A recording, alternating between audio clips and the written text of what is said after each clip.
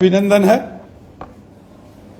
साथियों, माननीय प्रधानमंत्री श्रीमान नरेंद्र मोदी साहब द्वारा संचालित मन की बात का जो कार्यक्रम है उसका 100वां एपिसोड पूरे भारत के साथ साथ पूरे जम्मू कश्मीर के अंदर बड़ी धूमधाम और उत्सव की तरह मनाया गया।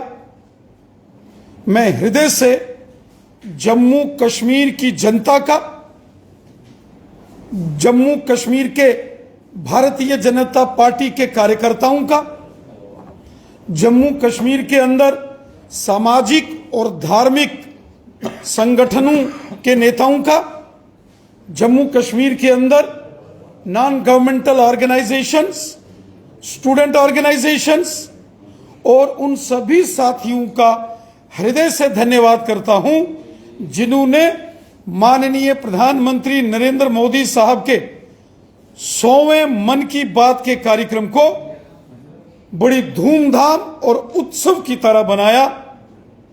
पूरे जम्मू कश्मीर के अंदर 5,500 से ऊपर स्थानों पर मन की बात का 100वां एपिसोड भव्य तरीके से आयोजित किया गया और लगभग 6.5 लाख लोगों ने मन की बात के कार्यक्रम को सामूहिक तौर पर इकट्ठे होकर अपने अपने स्थानों पर सुना है, जिसके लिए मैं जम्मू कश्मीर की तमाम जनता का हृदय से धन्यवाद करता हूं और आभार व्यक्त करता हूं उन सभी अपने साथी, सहयोगी, दोस्तों, पार्टी के कार्यकर्ताओं, सामाजिक कार्यकर्ताओं, सामाजिक संगठनों के कार्यकर्ताओं को जिन्होंने माननीय प्रधानमंत्री नरेंद्र मोदी साहब के मन की बात के 100वें एपिसोड को जम्मू कश्मीर के अंदर उत्सव की तरह मनाया। चारों दिशाओं में उत्सव ही उत्सव नजर आ रहा था और हम हृदय से धन्यवाद करते हैं माननीय प्रधानमंत्री नरेंद्र मोदी साहब का कि वो बार बार जम्मू कश्मीर के लोगों का भी मनोबल बढ़ाते हैं। हर बार जम्मू कश्मीर के सामाजिक कार्यकर्ताओं का जिक्र मन की बात में होता है और जब मोदी साहब का 100वां मन की बात का एपिसोड जब प्रसारित हुआ तो उसमें भी जम्मू कश्मीर के एक बहुत ही मेहनती एक श्री मंजूर अहमद साहब, उनसे उन्होंने बात की। उन्होंने किस प्रकार अपनी मेहनत के बल पर अपना कारोबार आगे बढ़ाया और कितने जनमानस के अंदर एक सहयोगी के नाते वो काम कर रहे हैं। ये बहुत बड़ी उपलब्धियां जो समाज के अंदर आम जनमानस करता है, आम जनमानस द्वारा किए गए महत्वपूर्ण कार्य जिनसे देश को और समाज को लाभ प्राप्त होता है, प्रेरणा मिलती है युवा पीढ़ी को। ऐसे किस्से प्रसंग मोदी साहब ने मन की बात के माध्यम से हमेशा देशवासियों के सामने रखे। कल 100वें एपिसोड में भी एक इतिहास बना। यहां गिनीज बुक का वर्ल्ड रिकॉर्ड में मोदी साहब के मन की बात के कार्यक्रम को स्थान मिला है। इस प्रकार का आयोजन अपने आप में अतुलनीय कार्यक्रम है, अपने आप में रिकॉर्ड कायम करने वाला एक कार्यक्रम जिसमें किसी देश के राष्ट्राध्यक्ष ने लगातार 100 एपिसोड हर महीने में एक बार जनता से संवाद करना, ये पहली बार हुआ कि किसी राष्ट्राध्यक्ष ने लगातार इतने बड़े पैमाने पर अपने जनमानस के साथ संवाद किया। न केवल भारत में बल्कि दुनिया के देशों ने भी मन की बात के इस कार्यक्रम को सुना। यहां यूनेस्को के अंदर इसको प्रसारित किया गया, फ्रांस के अंदर यूनाइटेड नेशन जनरल असेंबली के अंदर, वहीं लंदन के अंदर भी जहां इंग्लैंड के सरकारी दौरे पर माननीय केंद्रीय मंत्री डॉक्टर जितेंद्र सिंह साहब ने भी स्वयं इंग्लैंड के अंदर प्रवासी भारतीयों और वहां के रहने वाले जो लोग हैं उनके साथ मन की बात का कार्यक्रम सुना। मैं एक बार पुनः जम्मू कश्मीर की जनता का आभार व्यक्त करता हूं, जिनके सहयोग से पूरे जम्मू कश्मीर के अंदर भी रिकॉर्ड तोड़ कार्यक्रम हुए। और मैं बधाई देता हूं भारतीय जनता पार्टी की वो सारी टीम, हमारी प्रदेश की टीम, जो कि श्रीमान विबोध गुप्ता साहब के नेतृत्व में, इनकी देखरेख में पूरे जम्मू कश्मीर में लगातार काम कर रही थी, जिसमें नरेश सिंह जी, बीनू खन्ना जी, संजय बड़ू जी, अल्ताफ ठाकुर साहब, इन्होंने बहुत मेहनत की है। और उसके साथ साथ भारतीय जनता पार्टी के सभी वरिष्ठ नेता, जिलों के प्रभारी, सह प्रभारी तथा जिलों के अध्यक्ष, मंडल अध्यक्ष, मोर्चों के अध्यक्ष, शक्ति केंद्र प्रमुख और पोलिंग बूथों के अध्यक्ष, जो भारतीय जनता पार्टी के कार्यकर्ता हैं, सब ने बहुत मेहनत की है। मैं हृदय से सबका धन्यवाद करता हूं और सबसे निवेदन करता हूं कि यह परंपरा आगे भी इसी प्रकार रहनी चाहिए। हर महीने के आखिरी रविवार सुबह 11 बजे जब मोदी साहब द्वारा संचालित ये मन की बात का कार्यक्रम प्रसारित हो, तो सारे जनमानस को यह हमेशा सुनना चाहिए। ये बहुत प्रेरणा देने वाला, खासकर युवा पीढ़ी को, नौजवानों को प्रेरणा देने वाला, इंस्पायरेशन जिससे प्राप्त होती है, ऐसे मन की बात के कार्यक्रम को एक नियमित आयाम के तौर पर जनमानस को हमेशा आगे बढ़ाना चाहिए। मैं हृदय से सबका बहुत बहुत धन्यवाद करता हूं। रविंद्र रैना जी, प्रधानमंत्री मोदी जी के कार्यक्रम मन की बात के 100 एपिसोड पूरे हुए, उसके लिए आपको मुबारकबाद है। लेकिन विपक्ष सवाल उठा रहा है कि आखिरकार जम्मू कश्मीर की जनता की मन की बात उसे कब पूरा करेंगे देश के प्रधानमंत्री?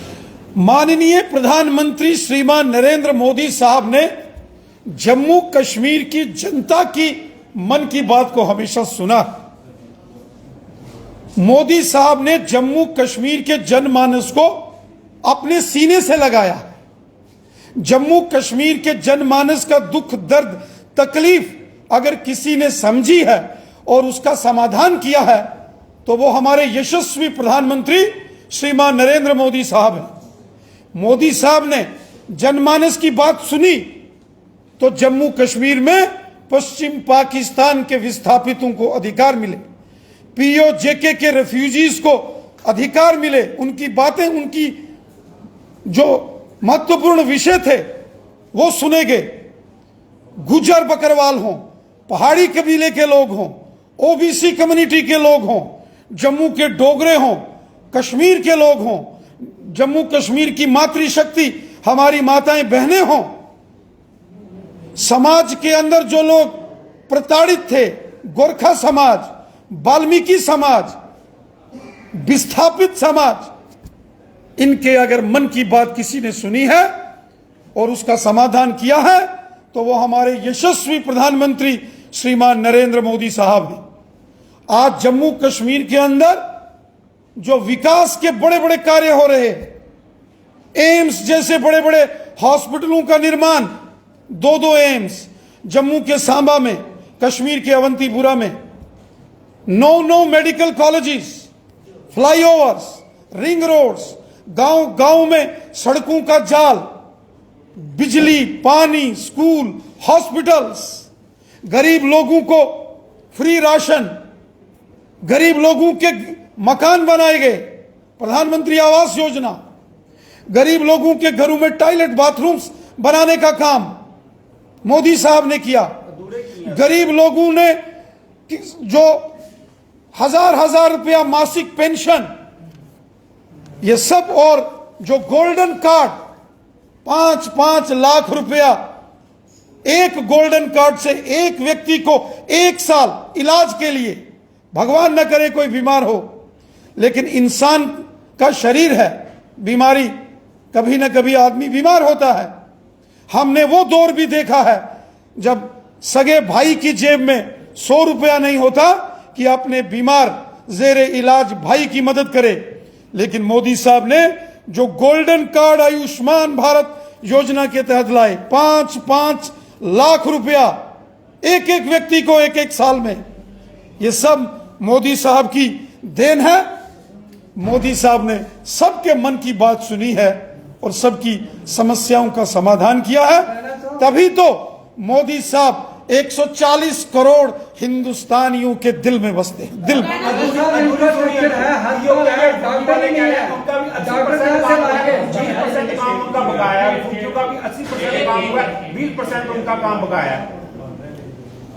देखिए, हम सब जानते हैं कि 70 साल गुलामी की जंजीरों में पश्चिम पाकिस्तान से आए विस्थापित समाज के लोगों को गुलाम बना के रखा गया था। उनको कोई अधिकार नहीं थे। यह नरेंद्र मोदी साहब की देन है कि पश्चिम पाकिस्तान के विस्थापितों को आज जम्मू कश्मीर के अंदर पूर्ण नागरिकता के अधिकार मिले हैं। जो पाकिस्तान के कब्जे वाले जम्मू कश्मीर से 1947, 1965 और 71 के जो विस्थापित हैं, उनकी भी अगर मन की बात किसी ने सुनी है, वो नरेंद्र मोदी साहब ने सुनी है, भारतीय जनता पार्टी की सरकार ने सुनी है। जम्मू रीजन हो या कश्मीर घाटी के लोग हों, शहर के हों या गांव के हों, हिंदू हो, मुसलमान हो, सिख हो, ईसाई हो, गुजर बकरवाल हो या पहाड़ी कबीले के लोग हों, सबके मन की बात अगर किसी ने सुनी है वो मोदी साहब हैं। और इसलिए तो जनमानस के दिल में मोदी साहब बसते हैं और जन जन बोलता है हर हर मोदी, घर घर मोदी। राज्य का दर्जा और जम्मू कश्मीर में चुनावों के वक्त मन के वाले लोगों की कब है पूर्ण राज्य का दर्जा? जम्मू कश्मीर में जब भी विधानसभा के चुनावों की प्रक्रिया शुरू होगी, उसका निर्णय चुनाव आयोग ने करना है। भारतीय जनता पार्टी पूरे तरीके से तैयार है। जिस तरीके से 30 अप्रैल रविवार को मन की बात 6.5 लाख से ऊपर लोगों ने इकट्ठे होकर सुना, जम्मू रीजन में भी और कश्मीर घाटी में भी, मैं महसूस करता हूं कि अगर वर्तमान में जम्मू कश्मीर में अगर चुनाव हो, अगर चुनाव आयोग इस पर फैसला लेता है, तो प्रचंड बहुमत के साथ भारतीय जनता पार्टी की जीत होगी। जिस तरीके से जनमानस आज भारतीय जनता पार्टी के साथ। उमर अब्दुल्ला कह रहे हैं कि जम्मू कश्मीर में सबसे ज्यादा बेरोजगारी है और जो युवा है सड़कों पे है, बेरोजगार है, क्या कहेंगे? माननीय प्रधानमंत्री नरेंद्र मोदी साहब लगातार प्रयास कर रहे हैं कि जम्मू कश्मीर में यहां सरकारी तंत्र में लोगों को रोजगार दिया जाए, अपने दम पर कॉम्पिटिटिव एग्जाम्स क्वालिफाइड करके नौजवान आगे बढ़े। वहीं नए नए एंटरप्रेन्योर्स, नए नए स्टार्टअप्स, यंग एंटरप्रेन्योर्स, उनको भी बढ़ावा देने की प्रयास मोदी सरकार द्वारा हो रही है। जम्मू कश्मीर की जनता का समाधान सिर्फ मोदी साहब ही कर रहे हैं। इससे पूर्व की जो सरकारें थी, उनको एक बार अपनी अंतरात्मा में झांक के देखना चाहिए कि उन्होंने क्या किया। मोदी जी ने तो सबका साथ, सबका विकास, सबका विश्वास और सबका प्रयास इस मिशन के साथ काम किया और सबको मिलकर आगे बढ़ाया। राणा साहब, अभी फारूक अब्दुल्ला ने एक प्रेस कॉन्फ्रेंस की है और उन्होंने ये कहा है कि G20 के जो इवेंट्स लद्दाख में हो सकते हैं, तो फिर जम्मू में क्यों नहीं? जो लोग जम्मू की बात करते थे, जम्मू के ठेकेदार बने थे और डोगरा डोगरा चिल्लाते थे, इस तरह के शब्दों का उन्होंने इस्तेमाल जो है वो किया है, वो आज चुप क्यों है? जम्मू को क्यों नजरअंदाज किया जाता है? क्या G20 देशों का एक बड़ा सम्मेलन जम्मू कश्मीर में हो रहा है। ये अपने आप में एक बहुत ही स्वागत योग्य निर्णय केंद्र की नरेंद्र मोदी साहब की सरकार ने लिया है। G20 राष्ट्र समूह में बहुत बड़े बड़े देशों का नाम आता है और जम्मू कश्मीर को चुना जाना यह अपने आप में एक बहुत बड़ा निर्णय है, जिसके लिए जम्मू कश्मीर की जनता माननीय प्रधानमंत्री मोदी साहब का हृदय से धन्यवाद करती है। कुछ लोगों को जम्मू कश्मीर की खुशहाली हाजम नहीं होती, कुछ लोगों को जम्मू कश्मीर की तरक्की डेवलपमेंट से चिड़चिड़ापन आता है, कुछ लोगों को तकलीफ हो रही है कि जम्मू कश्मीर आज तेजी से आगे बढ़ रहा है, जम्मू कश्मीर खुशहाली की ओर आगे बढ़ रहा है, जम्मू कश्मीर अमन चैन भाईचारे और मोहब्बत के रास्ते पर आगे बढ़ रहा है। तो कुछ लोगों के पेट में बहुत तकलीफ हो रही है और उनसे यह खुशहाली बर्दाश्त नहीं हो रही है और वो अनाप शनाप बोल रहे हैं, क्योंकि वो घबराहट में हैं। ऐसे लोगों की राजनीतिक जमीन खिसक चुकी है, इसलिए इस प्रकार के बौखलाहट में आकर बयान दिए जा रहे हैं G20 को लेकर। कश्मीर में ही क्यों, जम्मू में क्यों नहीं, ये फारूक साहब कह रहे हैं, इसमें इसके बारे में बताइए। जम्मू कश्मीर हमारी एक रियासत है। ये वो लोग हैं जिन्होंने 70 साल जम्मू कश्मीर के लोगों में जहर घोलकर राजनीति की है। ये वो लोग हैं जिन्होंने जम्मू कश्मीर के अंदर कभी लोगों को यकजहती प्यार मोहब्बत से नहीं जीने दिया। आज जब जम्मू कश्मीर के लोग एक होकर मिलकर आगे बढ़ रहे हैं खुशहाली के साथ, तो जिन नेताओं की सियासी जमीन खिसक चुकी है वो परेशान हैं और इस प्रकार का जहर घोलकर समाज को बांटने की राजनीति कर रहे हैं। उनका ये षड्यंत्र नहीं कामयाब हो रहा। आप पर भी एक आरोप है, भाजपा में बड़े बड़े नेता जो है वो शामिल हो रहे हैं और चर्चा ये है कि सुरेंद्र चौधरी जो कि एक बड़ा नाम है, वो भाजपा से नाराज है और किसी भी समय भाजपा छोड़ सकते हैं। इस पे आप क्या कहना चाहोगे? हमें इसकी कोई जानकारी नहीं है। हम तो सबसे प्यार मोहब्बत से, सबका साथ, सबका विकास, सबका विश्वास, सबको साथ लेके चलने वाले हैं। हम तो जो बाकी वाले दाएं बाएं घूम रहे हैं उनको भी लाने के चक्कर में किसी को छोड़ेंगे नहीं। एक आखिरी सवाल, फारूक अब्दुल्ला ने अभी भी आप पर जो है वो एक बार और लगाया है कि आप कहते थे, भारतीय जनता पार्टी कहती थी कि जम्मू कश्मीर में जब 370 खत्म होगा तो आतंकवाद का खात्मा हो जाएगा। पुंछ हमले पर उन्होंने सवाल उठाए हैं कि क्यों जवानों को बुलेट प्रूफ गाड़ी नहीं दी गई और क्यों इस तरह की घटनाएं हो रही हैं अगर 370 खत्म है तो। मैं श्रीमान डॉक्टर फारूक अब्दुल्ला साहब से एक सवाल पूछता हूं। डॉक्टर फारूक अब्दुल्ला साहब जम्मू कश्मीर के कई वर्षों तक मुख्यमंत्री रहे, केंद्र सरकार में केंद्रीय मंत्री रहे। डॉक्टर फारूक अब्दुल्ला साहब को मैं याद कराना चाहता हूं वो दौर जब साल के 12 महीनों में से 10-10 महीने कश्मीर के अंदर बाजार बंद रहते थे, जब साल के 12 महीनों में से 10-10 महीने कॉलेज, यूनिवर्सिटी, स्कूल्स बंद रहते थे, सड़कों पर गाड़ियां नहीं चलती थी, कोई बाहर से टूरिस्ट कश्मीर में आना बंद हो गए थे। लाल चौक से लेकर कश्मीर के तमाम बड़े बड़े शहरों में सिर्फ बंद हड़तालें, उनका दौर चलता था। जिधर देखो उधर पत्थरबाजी का दौर चलता था।